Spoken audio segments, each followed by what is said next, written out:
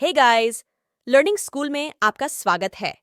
आज हमारे मेंटर आपके लिए न्यू वीडियो के साथ आए हैं। डॉट नेट की ये सीरीज आपको इंटरव्यू में हेल्प करेगी।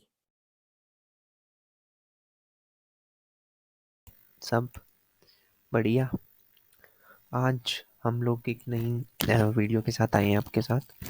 आज हम देखेंगे कि हमारा फ़ोल्डर स्ट्रक्चर क्या है, जो कि एमवीसी में हमारा फ़ोल्डर स्ट्रक्चर। विद दैट हम लोग कुछ एक्स्ट्रा चीज़ें भी देखेंगे, उसके साथ राउट्स के बारे में समझेंगे। एंड ये वीडियोस आप देख रहे हैं, पूरी प्लेलिस्ट बनाने जा रहे हैं हम लोग डॉट नेट के अंदर, एमवीसी के अंदर। आज के बाद कोई भी इंटरव्यू हो, आप इसको सीरीज़ को चलाएं एंड आपको काफ़ी हद तक हेल्प रहेगी। ओके, सो टाइम वेस्ट तो बिना करे हम लोग स्टार्ट करेंगे। तो हम लोग ना पहले देखते हैं अपनी program dot C S file. अब आपको पता है कि जब भी कोई प्रोग्राम चलता है, मान लो कि आपने सी या C plus plus for example देखी हो या कभी कोडिंग स्टार्ट करी हो, तो मेन मेथड होता है उसमें। जैसे कि इसमें वॉइड मेन, पब्लिक स्टैटिक, जावा में भी हम ऐसे ही सेम यूज़ करते हैं, राइट। एंड सी में, सी प्लस प्लस में, हर हर प्रोग्रामिंग लैंग्वेज में हमारे पास मेन मेथड होता है। तो वो सबसे पहले प्रोग्राम मेन मेथड में जाता है। तो सिमिलरली यहाँ पे है, जब भी आप प्रोग्राम रन करोगे तो सबसे पहले मेन मेथड में जाएगा ये इसमें। तो इसके थ्रू ही आके वो चलता है। ठीक है, ये नेक्स्ट वाला ये होस्टिंग के लिए है, ये भी हमें नीड नहीं है देखने की कि मैं मतलब मेरा मेन मोटिव यही था कि आपको बताना कि सबसे पहले जब आप प्रोग्राम रन करते हो तो वो कहाँ जाता है। ओके, एंड एक हमारे पास startup dot C S file है। इसमें हमारे पास जो इसमें हमारे मिडलवेयर्स होते हैं, जो कि हमारे कॉन्फ़िगर फाइल में होते हैं। इसमें सारे मिडलवेयर्स हैं, ये सब मिडलवेयर्स होती हैं। एंड जो ऊपर हम लोग लिखते हैं कॉन्फ़िगर सर्विसेज, इसमें सारी सर्विसेज होती हैं। लाइक हमारे डिपेंडेंसी इंजेक्शन का जो मेथड होता है वो सर्विसेज के थ्रू ही होता है। वो हम लोग सब डिस्कस करेंगे बाद में, अभी हम सिर्फ इसका स्ट्रक्चर देख रहे हैं, जो कि सिंपल वे में मैं आपको बता रहा हूँ। ठीक है, कि आपको थोड़ा पता होना चाहिए कि किस फाइल में क्या है, क्योंकि if you are giving an interview तो आपसे पूछ सकता है कि यार प्रोग्राम डॉट सी एस में क्या है। तो आप बोलोगे कि मेन मेथड वहाँ है, वहाँ से स्टार्ट होता है। स्टार्टअप में क्या है, हमारी सर्विसेज होती हैं सर, हमारी मिडलवेयर्स होती हैं। ठीक है, और मिडलवेयर्स के साथ साथ हमारे रूट्स भी यहीं पे ही होते हैं। ये राउट्स है। राउट्स समझते हो क्या होता है? राउट्स का मैं आपको बताता हूँ, एग्जांपल देता हूँ। लाइक कि मैं हूँ फेसबुक पे। ठीक है, फेसबुक हम लोग सर्च कर रहे हैं यहाँ पे। अब मुझे फेसबुक के अबाउट में जाना है कोई ऐसा पेज, चेक कर लेते हैं, होगा मे बी। ये देखो, ये आया है अबाउट पेज पर मैंने, ये राउट्स है। ठीक है, ये फेसबुक की इन्फॉर्मेशन आ गई अबाउट। ये राउट्स क्या होते हैं कि हमें उस पर्टिकुलर चीज़ के पास ले जाते हैं जो हमें चाहिए होती है। कि इस पेज का ये राउट है, इस पेज का, जैसे कि अब आपने पानीपत है, सोनीपत है, दिल्ली है, आपने यहाँ से वहाँ तक जाना है। ठीक है, दिल्ली से गुड़गांव जाना है। ठीक है, एंड चंडीगढ़ है, चंडीगढ़ से आपने कहीं पे भी जाना है। तो आपका राउट होता है ना, रूट होता है ना कोई, कि आपको इस एरिया से पास होके जाना है, आपको सोनीपत से पार होके जाना पड़ेगा दिल्ली, तो ये एक राउट है। तो इसी तरीके से ही हमारा वेब सर्वर के पास हम उसको एक आसान से नाम देते हैं, उसका यूआरएल होता है, यूआरएल में हमारा वो ऐड होता है। तो आप जैसे जैसे करोगे तो आपको समझ में आएगा। मे बी अभी आपको थोड़ा सा समझ ना आए, बट कुछ नहीं है, सिंपल है। लाइक कि मैं आपको अगर मैं एग्जांपल दूं, तो ये फेसबुक डॉट कॉम और ये होता है जैसे कि अबाउट। अगर आप ये यूआरएल डालते हो तो आपको अबाउट के बारे में इन्फॉर्मेशन आ जाएगी, अबाउट पेज होगा जो उनका। तो राउट का बेसिकली ये होता है कि जो हमारा पेज हमने बनाया है उसका नाम क्या है। ठीक है, तुमने अपना पोर्टफोलियो बनाया, एक वेबसाइट बनाई जिसमें तुम्हारे पास पोर्टफोलियो है, और एक पे है तुम्हारा रेज्यूमे। पोर्टफोलियो में जो प्रोजेक्ट्स बनाए हैं, रेज्यूमे में जो आपकी इन्फॉर्मेशन है। तो दो अलग अलग हो गए ना, एक रेज्यूमे एक पोर्टफोलियो है। तो आपने एक रेज्यूमे का अलग से राउट बनाया है और पोर्टफोलियो का अलग से राउट बनाया है। समझ पा रहे हो तुम?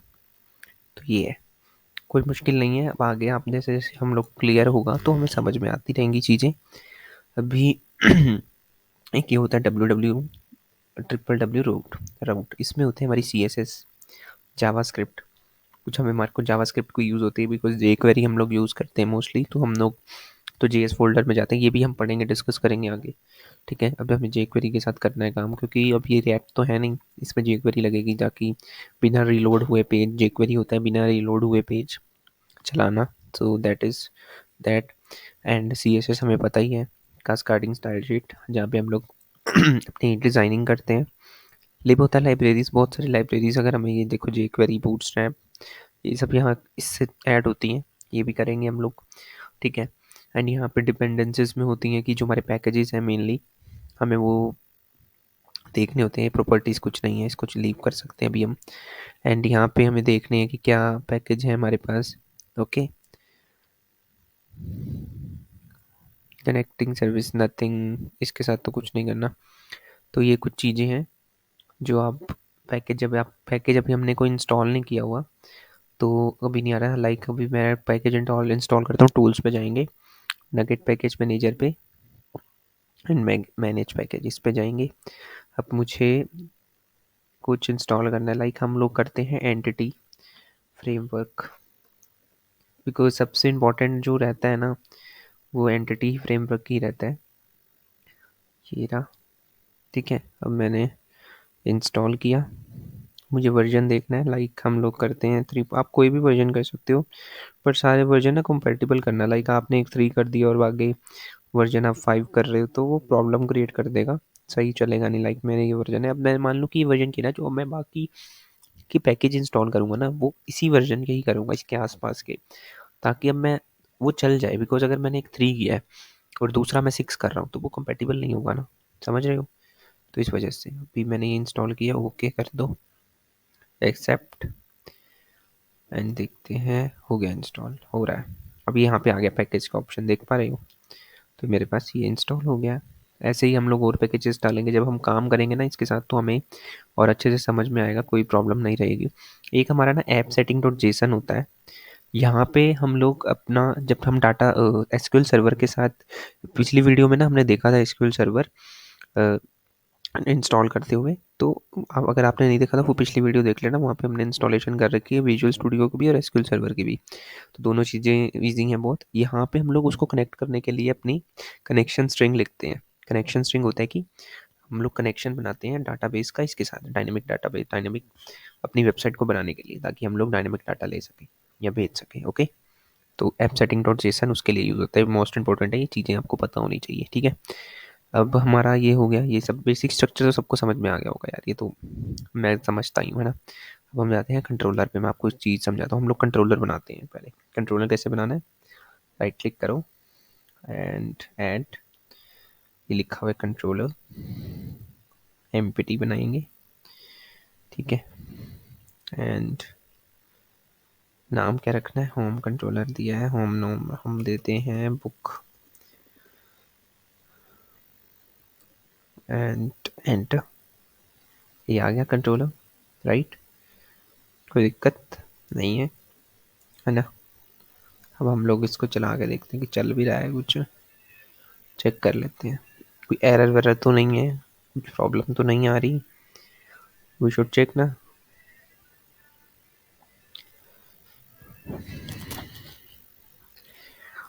देखते हैं ये पेज ये लोड हो रहा है ना, पेज लोड हुआ था। जेक्वेरी यूज़ करेंगे वो लोड नहीं होगा, वो हम डिस्कस करेंगे। ये आ गया हमारा, ठीक है। ये इंडेक्स जो होता है ना वो हमारा बेस ही होता है। जैसे कि अभी इसमें इंडेक्स लिखा था, अभी लिख के देख लेते हैं, हम सब चीज़ें करेंगे ना। ये राउट है हमारा, शायद डिफ़ॉल्ट था ना ये, अभी इंडेक्स पे नहीं है कुछ भी भाई, समझ रहे हो। देख लो एरर आ रहे हैं, क्योंकि एरर क्यों आ रहा है, वापस जाओ, ये सॉल्यूशन एक्सप्लोरर यहाँ पे चेक करो, अपनी स्टार्टअप डॉट सी एस में जाओ। एक्शन क्या है मेरा, इंडेक्स, कंट्रोलर क्या है, होम, नेम क्या है, डिफ़ॉल्ट। एक्शन हमारे पास है, बट जब कंट्रोलर हमारा होम है ना तो अच्छा, ठीक है ठीक है ठीक है यार। प्रॉब्लम पता क्या आ रही है, ये हमारा जो खुला है ना, आपको बता रहा हूँ कि ये वाला नहीं है, ये जो हमारा, एक मिनट रुको, होम का है, ये होम कंट्रोलर खुला है। ये जो ये वाला कंट्रोलर है ना, ये आ रहा है हमारा यहाँ पे जो अपना, अगर हम इसको हटा दें, ये जो खुला है ये हमारा होम कंट्रोलर खुला है। अगर मुझे अपने कंट्रोलर को कॉल करना है तो क्या करूँगा मैं, अब उसको देखते हैं हम लोग। अपना कंट्रोलर का है बुक कंट्रोल, ठीक है। अब भी हमें व्यू बनाना पड़ेगा, व्यू के लिए हमें कुछ नहीं करना, व्यू रहने देते हैं। फिर हम चेक करते हैं एक बार कि कुछ हो भी रहा है। रिटर्न में हम लोग देते हैं स्ट्रिंग, स्ट्रिंग का नाम दे दो लर्निंग।